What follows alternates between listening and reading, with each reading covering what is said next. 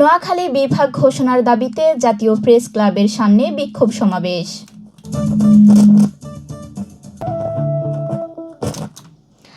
হাতিয়াকে জেলায় উন্নীত করে নোয়াখালী বিভাগ ঘোষণার দাবিতে বিক্ষোভ সমাবেশ ও স্মারকলিপি দিয়েছে নোয়াখালী বিভাগ বাস্তবায়ন কমিটি।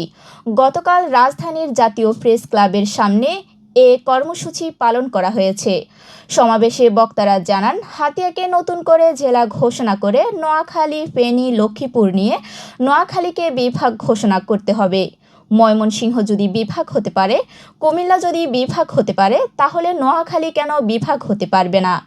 ভাষাঞ্চরকে নোয়াখালী থেকে সরানোর পায়তারা করা হচ্ছে।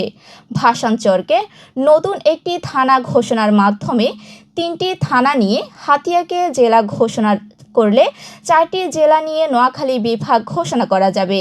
জুলাই জাতীয় সনদে নোয়াখালী বিভাগ বাস্তবায়নের বিষয়ে কোনো সিদ্ধান্ত গৃহীত না হলে আগামী 17 অক্টোবর ফেনী জেলার মহিপাল, চিটাগাং রোড ও যাত্রাবাড়ি মোড়ে নোয়াখালী বিভাগ বাস্তবায়নের দাবিতে বিক্ষোভ সমাবেশ কর্মসূচি পালন করা হবে বলে ঘোষণা দেন তারা। বিক্ষোভ সমাবেশ শেষে জাতীয় প্রেস ক্লাব থেকে মিছিল নিয়ে মৎস্য ভবন প্রদক্ষিণ করে বাংলাদেশ সচিবালয়ের সামনে গিয়ে মিছিল শেষ হয়েছে।